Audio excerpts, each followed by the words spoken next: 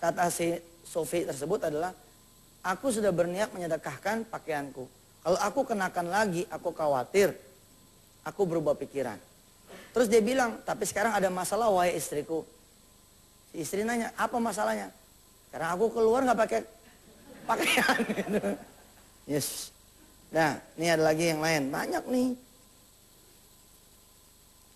Saya punya cincin tapi sebentar lagi kakak saya datang dari luar kota. Saya takut kalau dia datang nanti ditanyain. Maksudnya cincinnya dari kakaknya kali ya. Kalau saya ngutang dulu, terus setelah kakak saya berangkat baru saya jual cincin saya, boleh nggak? Yang cakep, kan kakaknya belum datang nih. Sholat hajat. Yang cakep begitu. Sholat hajat, sampaikan kepada Allah yang maha memiliki kupingnya tuh kakak. Ya Allah kasih tahu kakak saya pengen banget deh sedekah cincin. Nanti keajaiban akan terjadi tuh. Begitu kakaknya datang, ngobrol-ngobrol, dia nanya, ngelihat Yusuf Mansur nggak lo? Ngelihat bang. Dinikmati sedekah tapi ngelihat. Kalau ngelihat kok masih pakai cincin? Kalau ngelihat Ustadz Yusuf Mansur jangan pakai cincin lagi, sedekahin. Nah begitu. Kegagalan para istri ngomong sama suami, kegagalan para anak ngomong sama orang tua adalah main jeplak aja. Mulut-mulut siapa? Kuping siapa? Mulutnya mulut Allah, kupingnya kuping Allah. Jadi sebelum kita ngomong sama laki nih, sebelum ibu ngomong sama laki, sholat dulu. Emang juga kalau kita main ngomong-ngomong begitu aja, laki beliin pak, kita nih beliin bini kita nih barang yang dia selama ini paling pengenin. Tiba-tiba kita pulang nggak ada, ya berantem. Kalau sudah begitu yang salah siapa? Yusuf Mansur. Di SMS. Ini Ustadz nih udah banyak bikin para istri jadi pembangkang. Ah mati dah gua dah. Iya benar. Padahal kan saya mengajarkan tidak begitu. Kita ngajarin silaturahim. Ingat gak omongan saya? Kalau istri udah sholat, istri udah berdoa, lalu dia ngomong sama suami enggak redo, diem udah. Nggak usah sedekah. Tapi saya pengen sedekah, nggak usah. Allah sudah mencatat ibu bersedekah seakan-akan bila suami itu memang setuju. Asik gak tuh? Enteng kan? Seorang anak, dia ngomong sama orang tuanya, lalu orang tuanya bilang, emak nggak setuju, diem udah. Nah kalau begitu kesalahan dong Ustaz, nggak sedekah. Enggak, situ dapat keutamaan yang lain apa? Keutamaan dengar sama orang tua. Keutamaan nurut sama orang tua, udah itu benar. Termasuk nih ya, saya kasih tahu cara nih. Ini masalah klasik ya, walaupun ini kita keluar dikit. Ibu bapak yang rahmati Allah, saya sering dapat pertanyaan gini. Ustadz gimana caranya saya mahabbah sama orang tua saya dinikahkan, ditunangkan sama orang yang saya nggak demen. Pokoknya saya bilang tetap sama orang tua mah sami'na wa ta'na, nggak boleh nggak berkah tuh. Wah kan repot nih. Terutama buat para suami istri yang sudah menikah tanpa redonya orang tua. Ini dengar kayak begini merinding nih. Pak biar bagaimana bu ya, kunci tuh redo orang tua. Tapi saya bilang nih buat yang belum keterlanjuran, pokoknya mah depan orang tua mah pasang muka bagus. Nak sini keluar, begitu kita keluar dikasih tahu. Ini insya Allah akan jadi jodohmu. Nggih mak, insya Allah. Kamu seneng nggak? Alhamdulillah mak. Seneng nggak? Udah mak, alhamdulillah mak.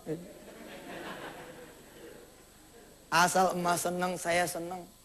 Asal emak suka, saya suka. Asal emak nyuruh, saya bisa apa? Kecuali saya sami'na wa ta'na. Nanti emak kita seneng, dia bangga, doain kita.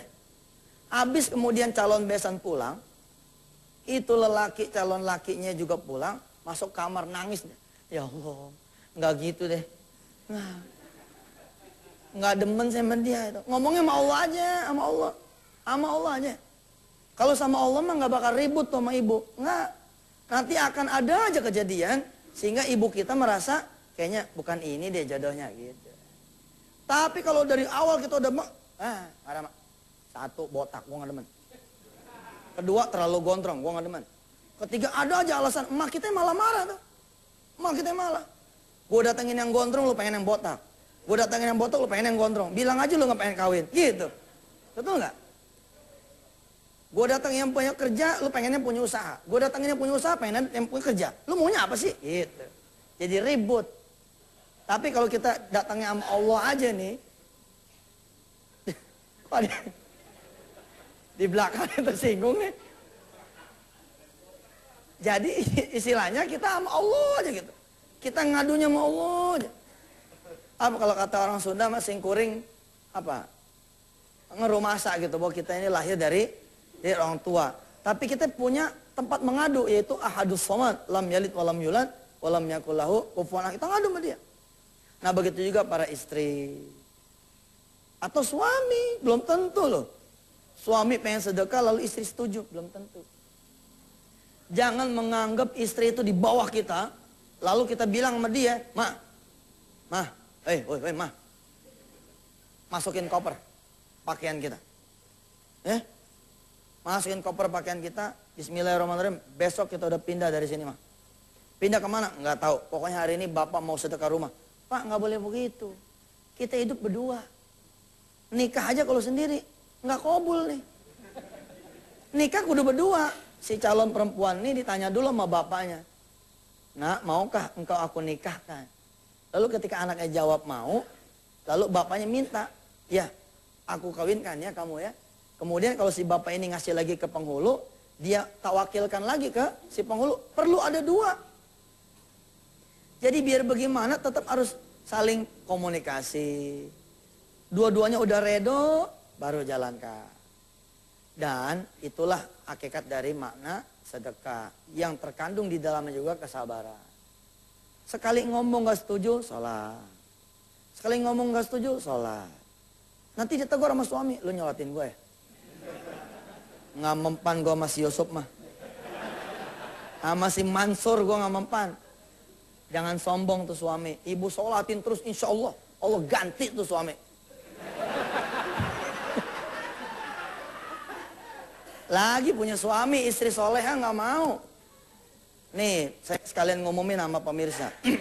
Ada Ibu Sumaji kan tempo dulu ya. Ingat ya Ibu Sumaji? Yang bersedekah rumah di Bintaro. Itu sampai sekarang rumahnya belum laku tuh. Padahal dia kepengen meninggal nggak bawa lagi tuh rumah. Ingat nggak? Orangnya ada di TPI waktu itu. Ibu Sumaji ini saya mengundang pemirsa, umpama pemirsa punya duit. Nggak banyak kok, 4 miliar aja itu rumah. Masya Allah kan? Orang sedekah tuh sama isi-isinya. Rumah 4 miliar sampai sekarang belum laku. Nah kalau ada pemirsa yang pada punya duit, yang pengen rumah di Bintaro, boleh datang ke TPI sini. Beli tuh rumah, nanti kita umumin di sini. Bu Sumaji cuma minta itu duit dibangunkan pesantren di Semarang. Lalu dia minta kamar kecil di sana. Supaya dia dan suaminya meninggal di situ. Masya Allah ya. Tahu nggak ketika saya datang ke rumah beliau dan suaminya. Saya tanya nih suami. Kan saya bilang, ibu kalau nggak ada keredoan kita batalin ya. Nggak apa-apa Ustadz, suami saya udah redo. Ah masa, saya bilang gitu. Karena ini rumah kan rumah mewah. 1.200 meter, Bintaro lagi, sektor 3. Subhanallah Pak, orang ngimpi-ngimpi pengen punya rumah di situ. Ya, tapi ini orang jual, apalagi rumahnya berendengan sama masjid. Subhanallah. Tahu nggak begitu saya datang ke rumah Bu Sumaji, saya ketemu suaminya, pendiam suaminya, ahli ke masjid. Kalimatnya masih saya ingat sampai sekarang, sampai saya nangis kalau ingat. Apa dia bilang? Ustadz, masa istri saya pengen masuk surga, saya di luar aja. Subhanallah nggak? Masa istri saya pengen masuk surga, saya nggak ngikut, saya ridho Ustaz.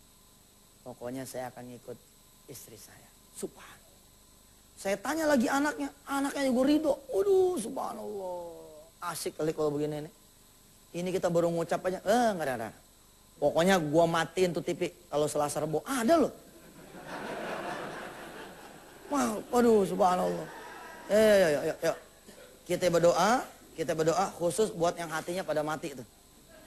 Ini masih ada buntutnya pemirsa, sebentar lihat lagi layar kaca. Ini masih ada buntut dari surah At-Tolak yang belum kita bahas. Kita akan bahas di kesempatan yang berikutnya. Insya Allah ya, di nikmatnya sedekah. Yuk.